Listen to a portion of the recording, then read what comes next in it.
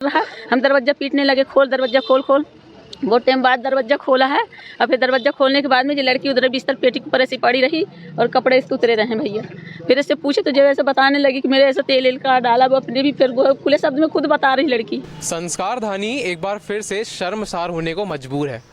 5 साल की एक बच्ची जिसने अभी ठीक तरीके से बोलना भी नहीं सीखा था, उसके ही घर के बाजू में रहने वाला, घर के ही पास में रहने वाला एक सिरफिरा उसे चिप्स का लालच दे करके घर में बंद कर देता है और दुष्कर्म करने का पूरा भरसक प्रयास करता है।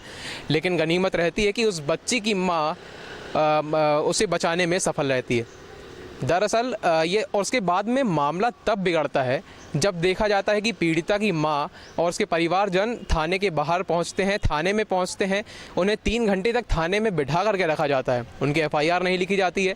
और जब थाना प्रभारी आते हैं तब ऐसा बताया जाता है कि उनका कहना था, उनके ये शब्द थे ऐसे कि आप अपनी बेटी के लिए जो एफआईआर दुष्कर्म की लिखवा रहे हैं वो मत लिखवाइए, उससे उसकी बदनामी होगी। उसकी जगह आप ये बात पीड़िता से कही गई कि आप उसका हाथ पकड़ने की एफआईआर लिखवा दीजिए। इस वीडियो में हम उस पीड़िता या फिर उसके परिवार का जो है एड्रेस आपको या उसका पता तो नहीं बता सकते, ना ही उसकी कुछ तस्वीरें हम दिखा सकते हैं। लेकिन हाँ, हम आपके लिए एक काम ज़रूर कर सकते हैं कि उस पीड़िता की, उस बच्ची की जो माँ है, उसके जो करुणामय शब्द थे वो हम आपको वीडियो में ज़रूर सुना सकते हैं। अभी आगे वीडियो में आप उसकी माँ के शब्द सुनने वाले हैं। सर, हम लोग अपने घर पे थे, ये कल्लू गया उस तरफ घूमते घूमता रहा होगा, मल्लू का लड़का। तो ये मेरे इसको नातिन को लेके अपने घर गया, चिप्स चिप्स खिलाते, दरवाज़ा बंद कर लिया, अपने बच्चों को लेके बाहर गया, दुकान भेज दिया रहा। और जब वो लड़का लोग दुकान हमको रास्ते मिले तो बोले का साक्षी कहाँ, तो बोलती मेरे पापा के संग में अंदर जब गए हैं तो वो अंदर रहा, हम दरवाज़ा पीटने लगे, खोल दरवाज़ा, खोल खोल। बहुत टाइम बाद दरवाज़ा खोला है और फिर दरवाज़ा खोलने के बाद में जो लड़की उधर बिस्तर पेटी के ऊपर ऐसी पड़ी रही और कपड़े इसके उतरे रहे भैया। फिर इससे पूछे तो जब ऐसे बताने लगी कि मेरे ऐसा तेल का डाला, वो अपने भी फिर वो खुले शब्द में खुद बता रही लड़की। ये पड़ोसी है आपके घर के पास? हमारे घर से थोड़ा दूरी में रहता है सर। क्या नाम है इसका आरोपी का?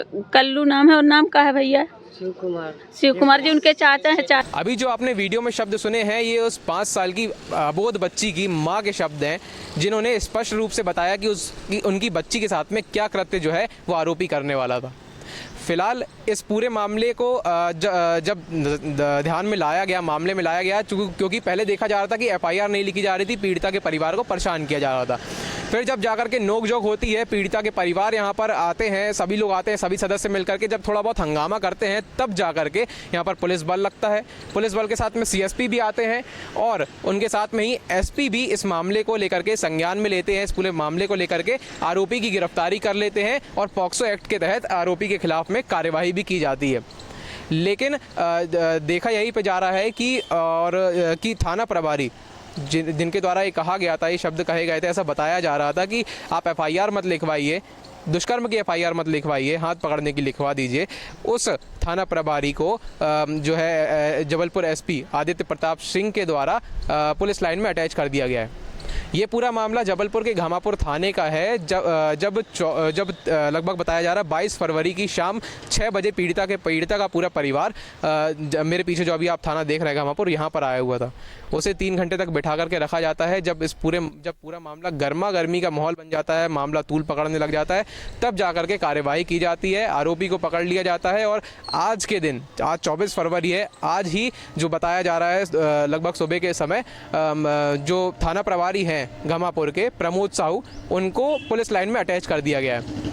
लेकिन सवाल यही उठता है, आखिर क्या थाना प्रभारी जो अपने जो क्षेत्रीय बदमाश होते हैं उनका समर्थन करना चाहते हैं या फिर जनता का साथ देकर जनता को न्याय दिलाने की मुहिम में कदम से कदम मिला करके चलना चाहते हैं?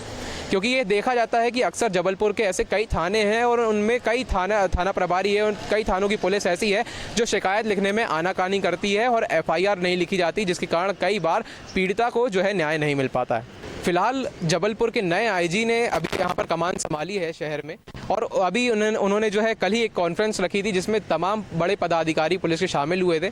उनके द्वारा निर्देश दिया गया, आईजी के द्वारा निर्देश दिया गया है कि जबलपुर में यदि कोई भी ऐसी महिलाओं को लेकर के बात होती है तो आप तत्काल जो है उन पर एक्शन लेंगे।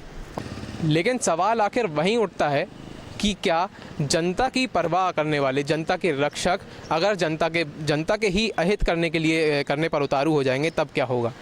फिलहाल तो पुलिस जो हमारे नए आईजी साहब हैं उन्होंने जो निर्देश दे दिए, दिशा निर्देश दे दिए हैं पुलिस को लेकर के, लेकिन अगर उसके बाद में भी थाना प्रभारियों के द्वारा जानबूझ करके या फिर किसी भी तरीके से या गुंडे बदमाशों को संरक्षण देने के लिए अगर इस प्रकार का कृत्य दोबारा किया जाता है तो उन पर क्या कार्यवाही होने वाली है, अब इसके बारे में जो है हम ज़रूर यहाँ के नए जो आईजी हैं उनसे सवाल करेंगे।